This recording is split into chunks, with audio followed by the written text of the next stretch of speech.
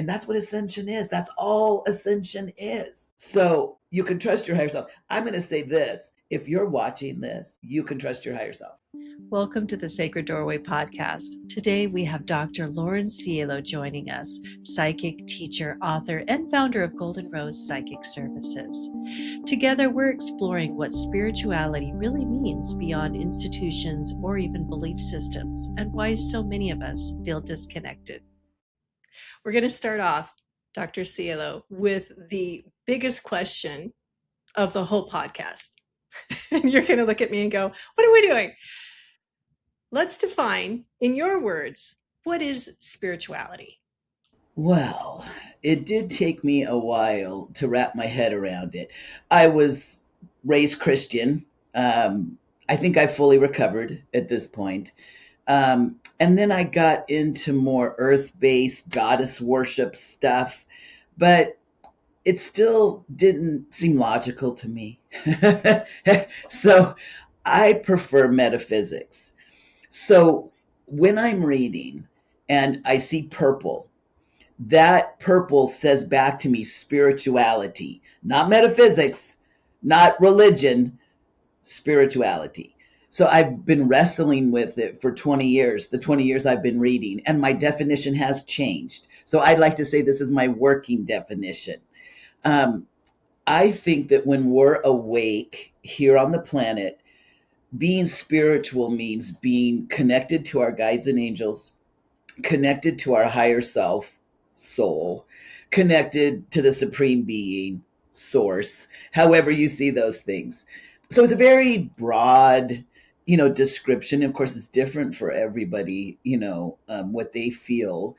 I know I'm preaching to the choir, but the lives that we're living in this industrialized, culture, it causes spiritual death. Like, for all our other lifetimes when we were hunters and gatherers, when we were farmers, right? To say spiritual, they'd be like, that's just how we live our life. What are you talking about? Right? To be a hunter and gatherer, you needed to know when the buffalo were going to be here, or the river was going to rise, and then farming, of course, we had to, if you lived on this continent, you learned how to dance to bring the water, so, and it was just way of life. So for us, it does seem that spiritual means something different than the way we're living, I think. And I was thinking about this, so we have 5 physical senses. And if I were to say, oh my gosh, I've lost my sense of smell, and be like, oh yeah, that, you can't smell the roses, you can't, but there's more. If you can't smell, you can't taste, right? So it starts to build on itself, right? This disability. So I feel our spirituality is that way. Some people can live their whole lives without ever considering that they can't smell, and then therefore they can't taste, right? And for others, though, there is something really big missing. It might be that we remember our past lives, or we pulled a lot of information from our past lives. It could be just that we got our butts kicked really hard, and we were looking for, I hate to say it because it sounds so dramatic, but the meaning of life. I love that. I do. In fact, it's so funny. As you're talking, I instantly had a memory of one of the first readings you ever gave me. So it's not interesting, all the way back to the very first one. But it has to do with this topic and what you just said, because you did one on a past life reading, and you described the scene as very similar to how you're describing a Native American experience, right? Where you're outside, it's nighttime, and you describe this beautiful night sky. So you're just living your life, right? There's every day, you're in touch with nature, your feet are on the ground, you're grounded. But you said, I see you looking upward and you're seeing the stars. And it's one of the first times you ever really thinking that there's more to your life than what you see day to day. Like having a realization, right? From one of the very first lifetimes.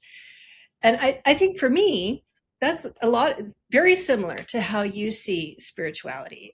It's that connection to yourself, your higher self, your soul, and learning how to be in alignment with that, and that whole experience of seeing something greater. Yeah, I think Yeah. so. And doesn't it make life so much more magical? You know, Exactly. like I always think anything is possible. Anything is possible. And living in that connection, you know, it's not boring. Let's put it that way. I'm never bored, right? So Exactly. so I guess like, people who are listening to this might be kind of wondering, well, what about your guides and angels? Like um yeah, so I think a lot of us are already getting information from our guides and angels and we just don't know it. So you might be very spiritual if that's the definition, being connected to your guides. You might be super, super spiritual and you don't even know it, you know? Well, honestly, yeah, that's the whole reason why we're doing this podcast. And this entire, not just the one you and I are doing, but the whole channel. It started to become clear to me that there were a lot of people that have different experiences with maybe religion or growing up without any sort of idea of what it would feel like to be in this alignment, and to realize there's something more, and to learn how to go within and really discover yourself and your whole experience.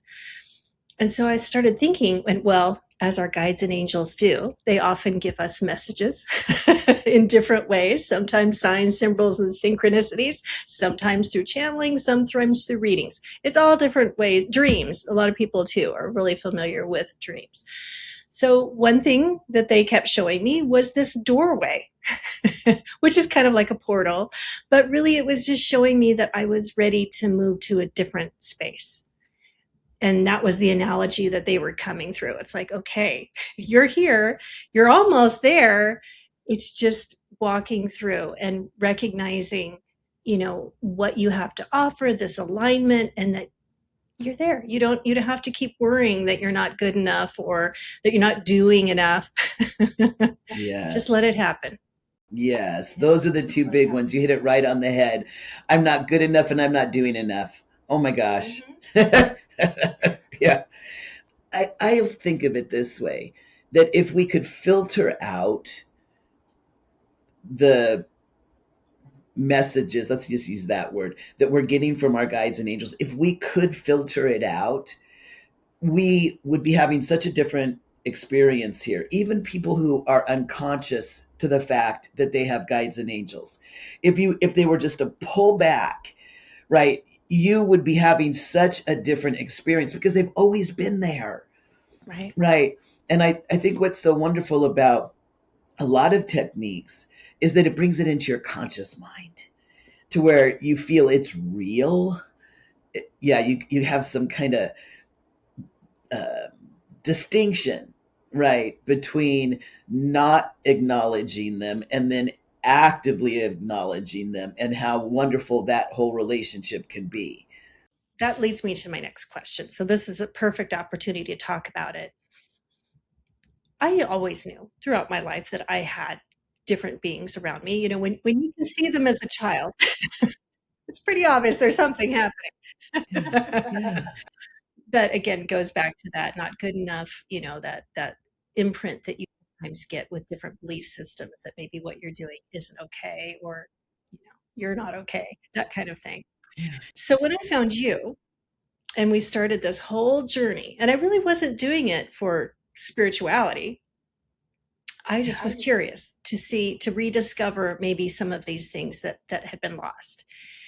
And it is amazing once you start to realize that you have this whole group of beings, whether they be family members or angels or ascended masters, whoever they happen to be, they're all behind you. You have this beautiful team of support, Yeah.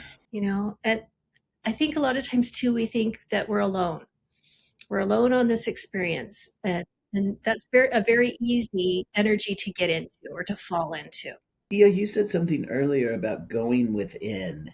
And when you said that, it might seem counterintuitive, but for the people that are listening that do want to connect in with their guides and angels, that's where you start. You start inside yourself. And it's not because we are so externally focused. I mean, oh my, the whole patriarchy is probably very invested in you not looking within to see how upset you really are about things. But my point is this way, like, let's say that you ground and centered. And I know that means a lot of different things to a lot of different people. So let's just say you go in a room that's quiet, you get comfortable, and you close your eyes. It could be as easy as that. And then just notice yourself. I think, the way that you and I are trained, that was, there's many blessings that came out of it. But man, for me, that was one of the number one things. I got to finally know where energetically I end and what's inside my aura, right? This is me. And I can tell when somebody else is in my space or I'm out of my space now, right? I could never tell that before. But once we start to get a baseline, about, I don't know, scan your body, see if you can detect where your aura is, just see what you can experience and then call them in. And then you'll notice a difference, right? Once you go, okay, here I am without them. They're on the outside of my aura. Okay, now I'm going to have one come in and give me a healing. And notice what you notice, right? They're great at moving energy in your field. They're, I really very rarely send any of mine to go do something else for someone else. Sometimes in my morning meditations, I'm like, should I feel guilty? Because I'm spending 45 minutes. We're going back to that. I'm not good enough. I'm not doing enough. Oh, I should be sending, my healing master to everybody. What about me? Exactly. Because they're there for you. They are. That's where they're at. That's the gig that they signed up for. So yeah, let go of that guilt. And I think this too, that 2 points I might want to bring up. Don't you think if you were a spirit guide, that the fact that the person you're assigned to, and we could go into all the metaphysics of that, but well, that's for another discussion, but the person you're assigned to doesn't even know you're there, never acknowledges you, right? So that would be kind of sucky. And then the other thing I wanted to bring up is I know from my interactions with my big hitter, Anki Yaya, the big guy, that he's made it very clear that there's a reason why I'm the one in body and he is a spirit guide. And so I guess what I'm trying to say is he's a support system to me, but it's the Loren show this lifetime, right? Sometimes we think, oh, if I could just listen to them and do what they tell me, my life would be great. Well, what if we turn it around and what if you tell them what to do? Well, actually, that leads into another discussion because you and I have had a few conversations about the higher self and really how that relates to the soul. And since we're talking about being in alignment with the bigger us that's out there, how would you define the higher self and what their role is in this whole spiritual experience? Well, the first thing I want to comment on is that your work has taken it to another level than the way I was operating. Well, maybe I should say this. In the training I do, you have taken the connection to the higher self farther. Okay. So I have to tell you this thing I did. I don't know what I think sometimes. I thought, okay, I am going to write a book. And I'm going to write a book from my higher self's perspective. Like, what is it like on the astral? What's my day job? What do I do? I wrote 3 sentences and deleted the file because my mind can't. I'm like, oh, this is going to be fantastic. It's going to be a bestseller. I'm going to describe all this imagery. 3 sentences, and I realized this brain cannot read that code, maybe is a way to say it. So it does boggle the human mind that there could be a consciousness, an awareness, first of all, that's not attached to a body. That's pretty weird, right? But that lives in another place that is more real than where we live. Okay. And they live there forever. You know, and I have such a short attention span. I can see why my higher self incarnates, if nothing else, just to seize the boredom. That's what I think. I don't know. Um, but this might be a way we could visualize it. Let's say that our higher self is big as the moon. Okay, and it's just, I don't know. Is it an orb? Is it a gaseous nebula? I have no idea, right? But the part of it that comes into me is much, much smaller than that, maybe the size of a golf ball. And I call that our awareness. And I just kind of stumbled onto that name for it because I realized that if my awareness is in Loren, it's very aware that I'm talking to you on this podcast. But if Loren's body falls asleep and my awareness leaves and goes back to the astral, which is where it goes, that's what we call dreams, right? It is unaware of the room where Loren's body is sleeping. So I'm not that smart. So I need it to be really simple. I'm like, okay, that's our awareness. So, and it's a subset of that big moon energy, right? So that's one way, that's the main way we connect, is that, like I mentioned, that part of us goes back to the real world, the astral plane, and like a lava lamp gets sucked back into, the big moon of us. And then every time just before our body wakes up, here it comes right back again, right? So it's the one that moves back and forth. And so I thought one time, I'm like, okay, I understand why I have guides and angels. And it's not so much to tell me what to do, but it's more to shift my energy field so I'll do what my soul wants me to do, the higher self, because it's the one that's orchestrating this whole unreal lifetime I'm having, right? So I thought, well, what if I just got rid of them and just more of my higher self came in and made Loren, I mean, this body, these chakras, and this aura, do whatever it wanted to, just like we were talking about. Won't you just tell me what to do, right? Take all the resistance, all the programming, just let me be an authentic representation of you, higher self. Well, of course, humans are programmed, and they're programmed severely. We know that. So I said, okay, Ankiaya, what about if I just got rid of all of you? More of my higher self came into Loren, and I just naturally wanted what my higher self was creating. Super easy. My desires will come true because my higher self has written these agreements, right?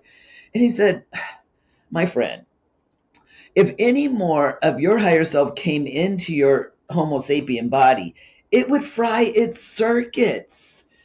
It can't. Like, this is the best thing we got going right now. So will you just let us shift your energy field to match your contract so that you're not miserable? Okay. I'm like, okay, have your way with me. So, but you have taken it farther, right? Through energy work, maybe some new techniques to, have a direct connection. I'll tell you this.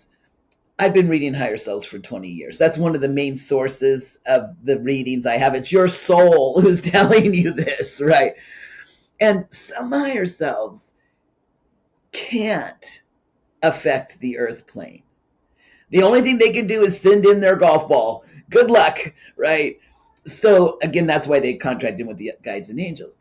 I also noticed this, that there's a tension between the astral, the moon on the astral, and the golf ball on the earth plane. Think of it as a rubber band stretched. So to get from there to here, we might say it kind of mystically across the veil, right? Takes a ton of energy. And the energy potential is stretched like this. Like, can the golf ball stay here?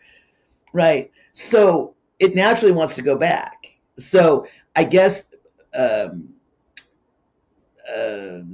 maybe a result of that is that when we do pass away, when that golf ball goes home for the last time, it's not difficult. The hard part was getting here and staying here. Getting home's easy.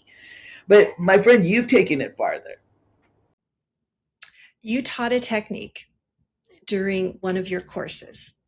And a lot of them are very interesting when it comes to communicating with what we would call beings without body or discarnate souls, whatever term people prefer. But basically, they don't have a physical body, right? And usually they're your guide. Sometimes they can be family members, sure, but usually, that's who we're dealing with here. And there was a technique that you taught about being able to be more clairaudient, which I still use in when I teach courses on the higher self. In fact, I have a guide that kind of took it over. They're like, I'll be in charge of this part. So I'm like, okay. But part of that tool was the option to learn more about your higher self, but we didn't really delve into that. And it's so much how my personality is that I like to pick at things. In fact, when we do read and you teach how to do a certain imagery, my imagery always has something wrong with it because my higher self knows I will pick at it until I figure out why it looks weird. So they know me. Funny enough, they know you. So anyway, so I started thinking, okay, how would I do this? How could I take this tool and learn how I could communicate better with my higher self? And so we'll run through, a litany of different types of tools that will hopefully resonate with somebody. So it could be the tool I developed, but it could be just all these other things that we've done along the way, including a review of some of the techniques that you teach and refine just a little bit specifically for the higher self. So yeah, I love that entire experience. It's just, it hasn't, as with all things when you grow, it hasn't always been easy. Yeah, that's fun. It's really interesting too. You teach a technique to when you're going through your program, and I'll have you explain it actually a little bit with your own guide. If you could talk about what having a healing master, or what most people would know as a healing guide, specifically help you through your practice, through your life. What has that meant for you when it has to do with your spirituality? Well, I would say that Ankiaya is my best friend that doesn't have a body. And he's my constant companion. Um, you know, the way the teaching goes is, again, the person in body is senior to the being without a body. So the agreement is very, very controlled, that the being without a body won't just appear in the living room as you're walking down the hallway, right? Well, after working for so long and building so much trust, he does that. He comes into my stream of consciousness, and I know it's him. I always say this because I'm not that smart. Like, it's time for me to, I do a live workshop every month. And so this is how it goes, Melissa. It's so weird, but I know you know. So I perform the live workshop and then distribute it. And then I pick what the next one's going to be. And of course, everybody that comes live, I give them a coupon, try to get them to come back. Right? So I have to have the name of next month's workshop. So, and it'll come crashing in to my consciousness. I'll say, okay, Ankiaya, what is it? Okay. And I'll write just the barest description of what I think it is. It's never that. And again, I'm not that smart, right? I'm just really good at listening to him or communicating with him. And I think of him as a sibling because I go at him. He doesn't go at me. He's very, very patient with me, but I whine. I'm a whiner. So I'll be like, why is this happening? Why is that happening? And he's always a cheerleader, always, always, always. He, and I hardly see him. The name of what I teach is called clairvoyance, and I'm not that clairvoyant. I'm much more claircognizant. So, but I can sense that he's around. He's right over here right now. But he's the, what would you call it? The muse, I guess, for all of my work, all of it. And when I read, and this might really help people that don't have the experience of doing readings, you'll be looking at something. Probably the best example is somebody's chakra system. right? You'll be looking at it and you'll see something that looks a little wonky, and it has whatever they're talking about. That's why, because you can see it in the chakra going, look at me, look at me. So if the issue is in their energy field, well, I send Ankiyaya into the image to heal it. And I can watch him do it, right? To see if it's successful. Sometimes it is, sometimes it isn't. So not only is he, my best friend and my confidant and my cheerleader, and heals me, but he's really other people's guides, because that's really how it works, right? For you to be able to send your guide to heal somebody else, by definition that means that that guide is their guide as well. Yeah, otherwise it's not going to work. Right? So yeah, but it's just like this talk about spirituality and me talking about living in a magical world. He brings me to that magical world. I can't wait.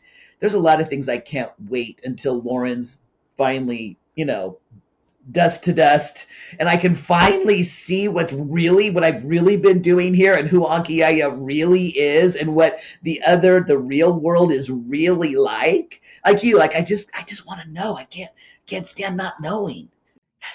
I know. That is probably one of the things that I have found along this life path journey that I find fascinating is that I can't seem to learn enough. It's like I know I'm only going to be able to learn a grain of sand of information of how this universe actually operates. But for some reason, that brings me a lot of joy and curiosity, which I think is one of the highest vibrations. We've talked about that in your own practice. So for some reason, my higher self went, oh, if I just taunt her with a little bit of a nugget, she'll really go for it. And then we're in that energy again of childlike wonder, and how wonderful is that to expand and grow and really get to know yourself and your place in the universe. I think that's another thing too. I always kind of want to know, why am I here? What are we doing here? Is it just, something small? Am I, and I feel like I've gotten some answers from that, but I think we all have multiple. There's not like one. Well, let me ask you, do you feel like that there's just one main spiritual journey, or is there a multitude of things that we're here to do? Well, when you kind of pull back, right? And you think about maybe our other incarnations, like I was speaking about before, where we were just inherently connected. We would only survive on Mother Earth being connected, right? So to us, it was just the way we lived, right? So you would think, okay, so from the higher self's perspective, there are certain things that it can do in this reality that it can't do on the astral, right? It can't eat, it can't feel wind, can't have sex. I mean, so, and it's so weird because in those lifetimes where we were connected, I'm sure our higher self is like, oh my gosh, I can feel the sun on my skin, the water. Oh my gosh, this is so wonderful. Now we become so disconnected, so completely disconnected from those three we were talking about, our guides, our higher self, and the supreme being, that we're in this weird thing where, like we were just talking about it. What is my life really like? Who am I really on the astral? It was like, would you just enjoy the sunshine? Would you just enjoy the water on your skin? That is your real self. Enjoy having a body. And so many of us who are spiritual go, oh, well, this is all body stuff. I've got to stay in this, So it's this terrible, hard balance this lifetime, right? So yeah, I really think, and this is how I decided to look at it for myself, because I do up until this point have run on guilt and shame. I'm not doing enough, right? Just like you said, it was perfect. So I like to think of the reason that I'm here is for experiences. That's it.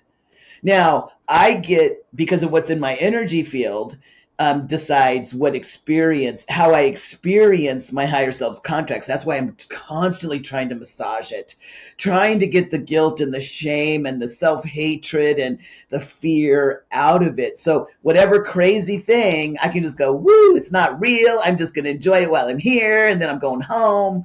Right. So, for me to think I'm here to learn lessons, oh my gosh, that just heaps so much more pressure on me. It's like we're going to be tested, right? If I didn't already feel like I wasn't good enough, please, let's turn this into a lesson. I know we really probably should come up with a better term than I think it really has more to do with expansion and really understanding how big we are. That's actually a message I got recently, and I feel like I should share it with everyone because that was probably something that changed my outlook. I got this image of a giant sequoia, right? So if you can imagine how tall those are, but except the base was quite large. And I saw just a part of my soul in the heart of this tree, right? And and then I saw this little mouse that wanted to see, well, what's inside, right? So there goes the mouse up all the roots and into the thing. And my higher self said to me, it's really interesting. He said, you can see yourself as the mouse, or you can see yourself as this tree, but it's not going to change who you are in the greater scheme of things, you know? And we do that to ourselves. We allow ourselves to restrict how we see ourselves. I do feel like sometimes we live in a society that doesn't always celebrate people becoming the best versions of themselves or becoming large, right? Who do you think you are? Yes. Yes. And I think I've done it to myself. It's like I've said it to myself. Who do you think you are to say something like this or to try to tell people what spirituality feels like for you? You know, but I think our soul and everyone's soul, no matter how developed we are, not our, we've had discussions about the development of different higher selves, but I think we all are much larger than we give ourselves credit for. Let me just ask you this, because you've given thousands of reasons, I'm sure, or at least it's felt like thousands of readings. Oh, yes, absolutely thousands.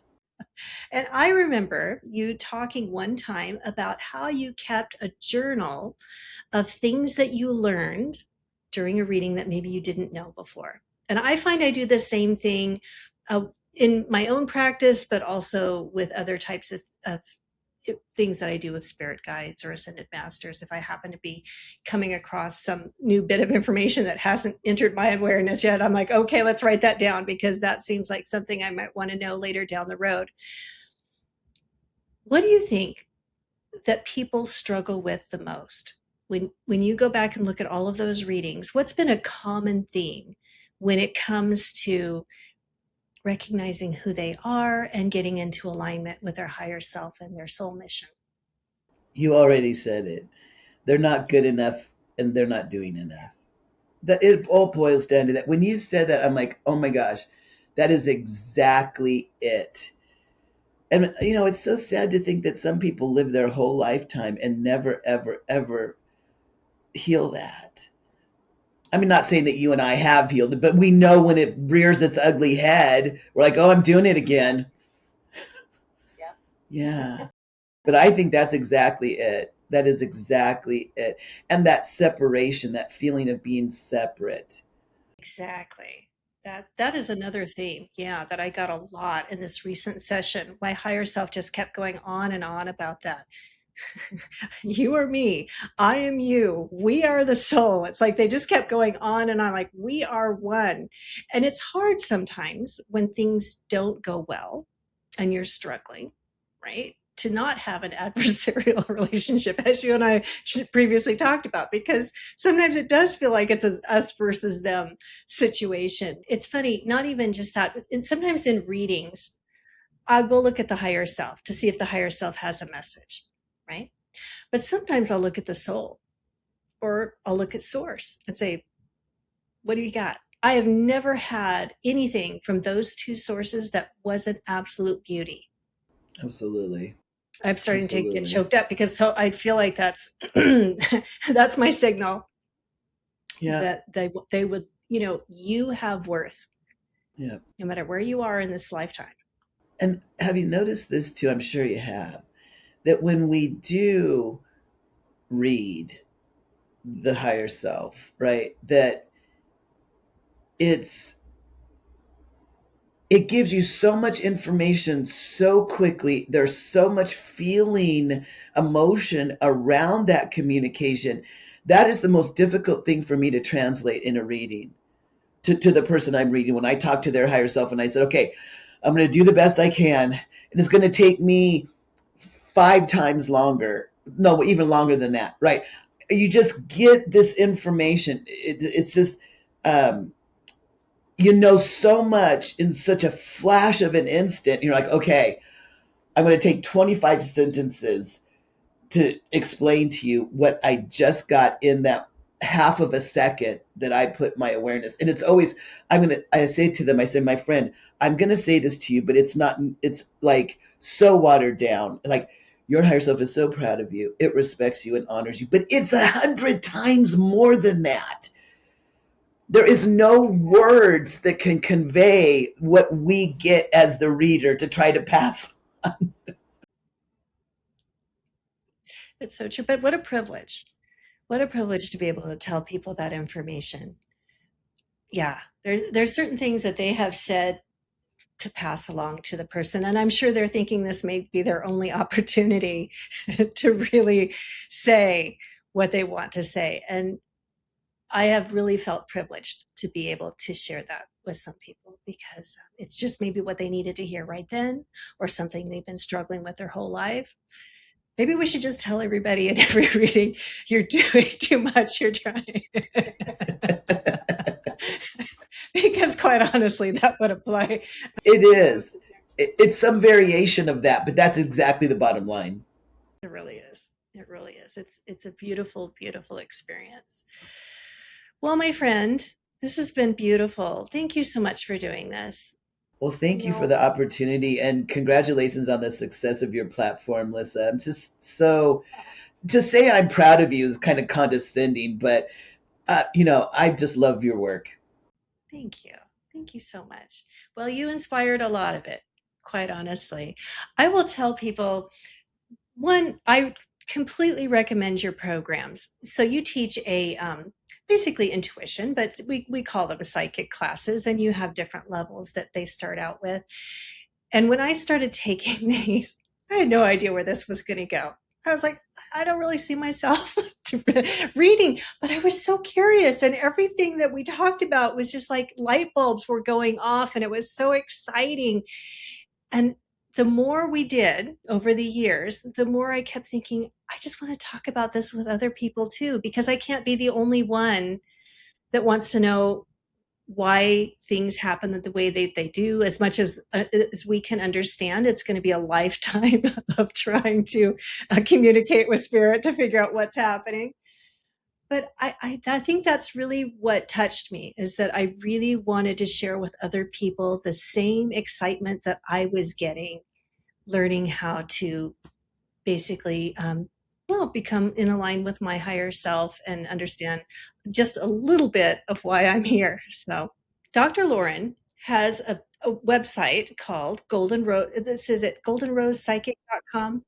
GoldenRosePsychic.com. Yeah, goldenrosepsychic.com. We'll put that in the information below.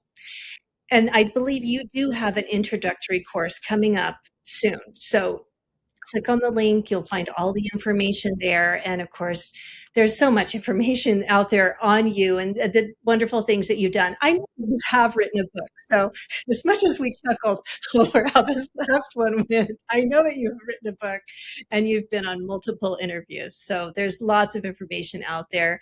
In fact, that's how I found you. You were doing an interview and I'd been curious for some time. And there's something about connecting with somebody's frequency that just hits within, and you go, "Oh yeah, that's where it is. That's the energy that I'm going to need." Probably because I'm curious, like you are.